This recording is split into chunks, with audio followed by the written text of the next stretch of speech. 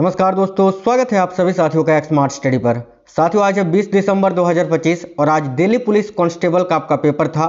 तो जितने भी साथी लोग आज दिल्ली पुलिस कांस्टेबल का पहले शिफ्ट में पेपर देकर आए हैं वो मिला लीजिएगा साथियों कि आपने जो सेंटर में आंसर किया है वो सही है या गलत है। और देखो, जिनका पेपर अभी बाकी है ना साथियों, आपके लिए बहुत इंपॉर्टेंट है क्योंकि क्वेश्चंस रिपीट होंगे।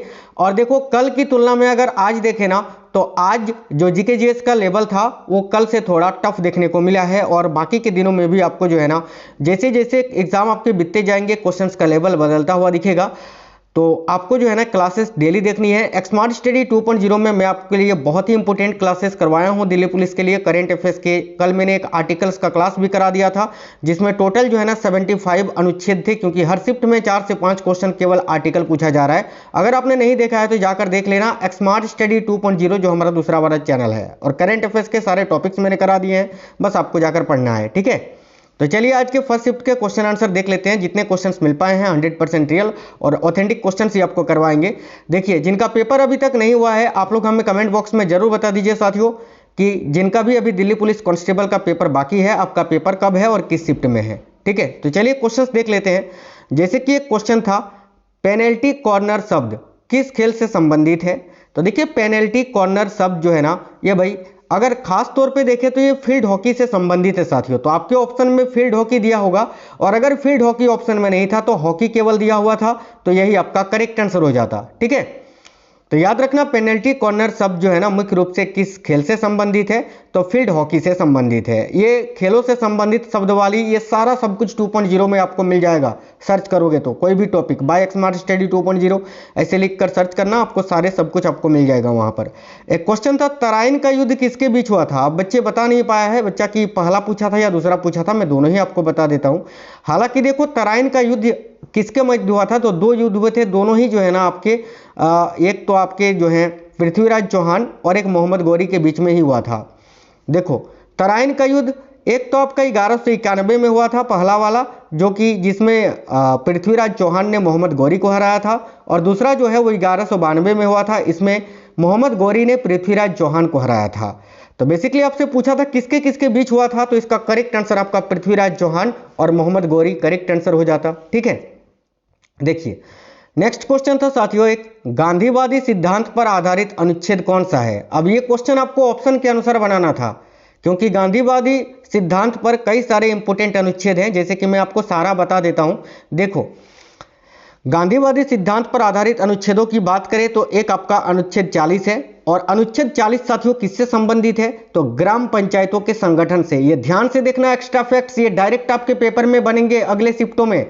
तो अनुच्छेद 40 एक तो है आपका जिसका संबंध ग्राम पंचायतों के संगठन से है। एक आपका साथियों अनुच्छेद 43 है, और अनुच्छेद 43 का संबंध किससे है ये भी आप याद रखिएगा, कुटीर उद्योगों को बढ़ावा देना से, ठीक है। बाकी एक आपका अनुच्छेद 46 भी गांधीवादी सिद्धांत पर आधारित है, और अनुच्छेद 46 का संबंध किससे है, तो कमजोर वर्गों का उत्थान से।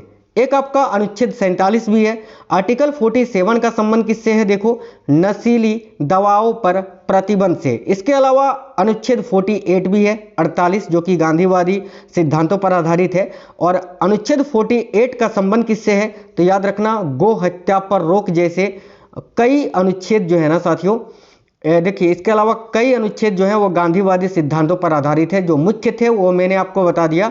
आपके ऑप्शन में अनुच्छेद 40, अनुच्छेद 43, अनुच्छेद 46, 47 या अनुच्छेद 48 इनमें से कोई एक आपको जरूर दिया होगा, वही आपका करेक्ट आंसर हो जाता। अगर आप आज फर्स्ट शिफ्ट में पेपर देकर आए हैं तो आप हमें इस वीडियो के नीचे कमेंट बॉक्स में जरूर बता दीजिए कि आपके ऑप्शन में क्या दिया हुआ था, ठीक है। बाकी मैं आपके लिए अभी एक्सपेक्टेड क्लासेस भी लेकर आऊँगा, और ऑलरेडी मैं आपको एक स्मार्ट स्टडी 2.0 में करवा भी रहा हूँ। कल मैंने आर्टिकल्स आपका पूरा कंप्लीट करा दिया था, जितने भी इंपॉर्टेंट आर्टिकल्स हैं एक ही वीडियो में, अभी आप इस वीडियो को देखने के बाद जाकर देख लेना, ठीक है। देखिए, एक क्वेश्चन था, मौर्य साम्राज्य के किस शासक ने बौद्ध धर्म का विस्तार बाहरी देशों में किया था।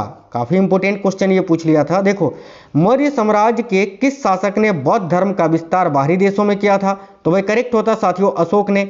जैसे आपको याद होगा, मैंने कई बार आपको ये जीके के क्लास में पढ़ाया है कि अशोक ने अपने पुत्र और पुत्री यानी महेंद्र और संघमित्रा को श्रीलंका भेजा था बौद्ध धर्म के प्रचार के लिए, याद है ना आपको, बिल्कुल। तो देखो, मौर्य साम्राज्य के किस शासक ने बौद्ध धर्म का विस्तार जो है ये बाहरी देशों में किया था, तो इसका करेक्ट आंसर आपका अशोक हो जाता, ठीक है।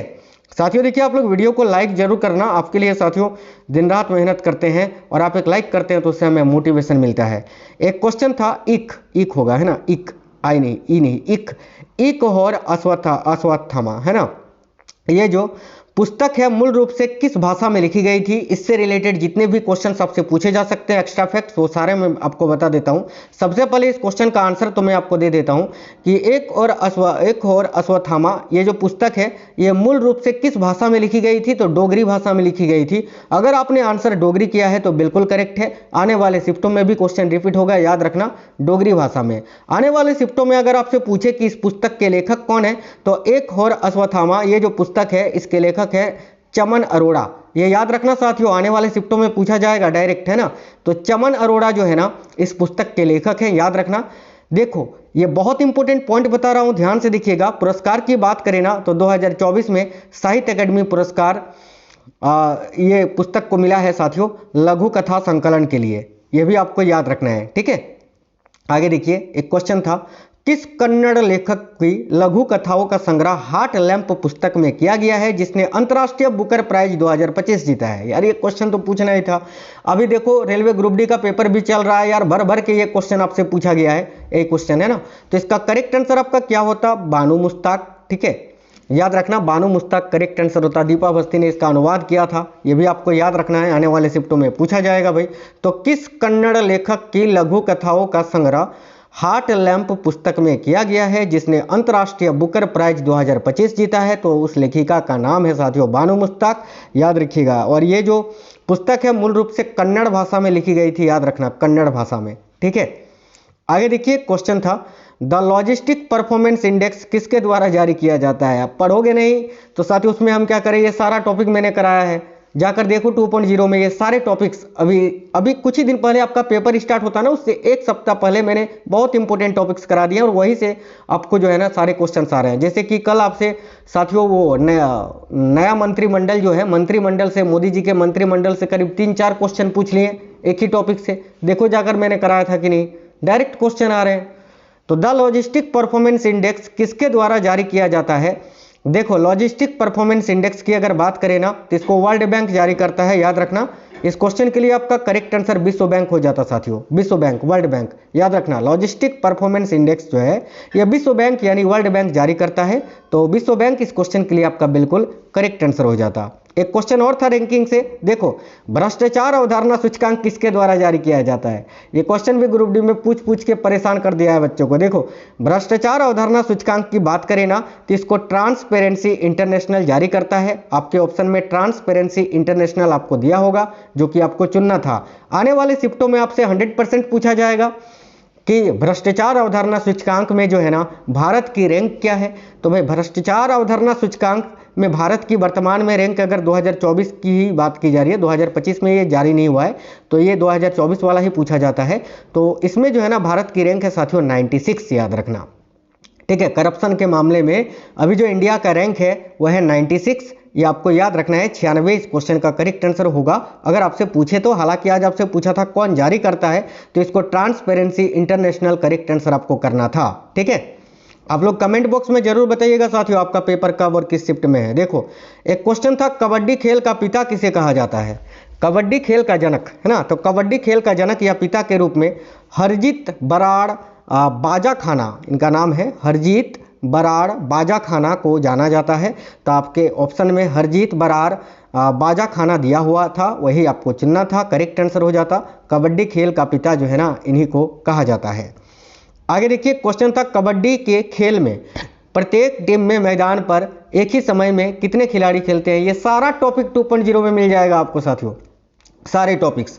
कबड्डी के खेल में प्रत्येक टीम के मैदान पर एक समय में कितने खिलाड़ी खेलते हैं। तो भाई 7 खिलाड़ी खेलते हैं भाई कबड्डी की एक टीम में, ठीक है, 7 खिलाड़ी करेक्ट होता। अगर कबड्डी का करंट अफेयर से क्वेश्चन पूछे तो आपसे पूछा जाएगा कि बताइएगा वर्ल्ड कबड्डी अभी जो विश्व कबड्डी चैंपियनशिप हुआ था उसमें पुरुष श्रेणी में किसने जीता है। तो पुरुष श्रेणी में भारत ने जीता है, और किसको हराकर, तो इंग्लैंड को हराकर जीता है। अगर आपसे पूछे कबड्डी विश्व कप 2025 में महिला एकल का खिताब किसने जीता है, तो वो भी भारत ने जीता है। किसको हराकर जीता है, तो भारत ने ईरान को हराकर जीता है। ये याद रखना, ये सब पूछे जाएंगे आपसे, ठीक है। चलिए नेक्स्ट क्वेश्चन देखिए, एक क्वेश्चन था स्वतंत्र भारत के पहले वित्त मंत्री कौन थे। तो साथियों स्वतंत्र भारत के पहले वित्त मंत्री की अगर हम बात करें तो स्वतंत्र भारत के पहले वित्त मंत्री थे सन्मुख चेट्टी जी।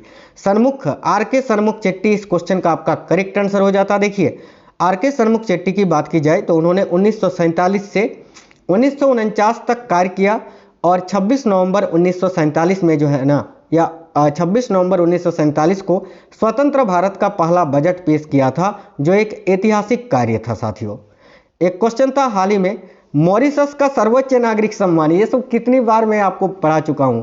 देखो हाल ही में मॉरिशस का सर्वोच्च नागरिक सम्मान the grand commander of the order of the star and की ऑफ इंडियन ओशन किसे मिला है। तो भाई प्रधानमंत्री नरेंद्र मोदी जी को दिया गया है।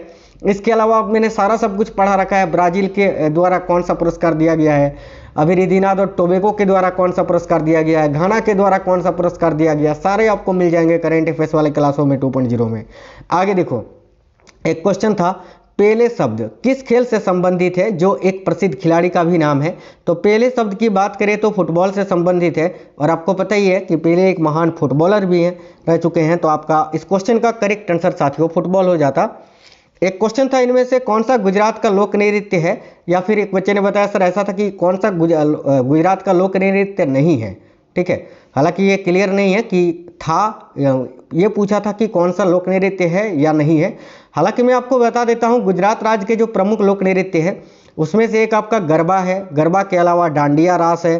ठीक है, सबसे प्रसिद्ध है जो नवरात्रि के दौरान खूब किए जाते हैं। और इनके अलावा टिप्पणी जो गुजरात का ही लोक नृत्य है, टिप्पणी के अलावा भवाई, इसके अलावा रासलीला, लास्या और पनिहारी जैसे अन्य महत्वपूर्ण लोक नृत्य भी हैं जो राज्य की या गुजरात राज्य की समृद्ध संस्कृति विरासत को दर्शाते हैं। साथियों ठीक है, देखिए ये क्वेश्चंस थे, जितने क्वेश्चंस मिल पाए थे 100% रियल और ऑथेंटिक वो मैंने आपको करा दिए। बाकी के शिफ्टों के भी आपको मिल जाएंगे और एक्सपेक्टेड क्लासेस भी आपके लिए आएंगे। और हाँ, मैंने ऑलरेडी आपको बहुत सारे इंपॉर्टेंट टॉपिक्स करा दिया है 2.0 में।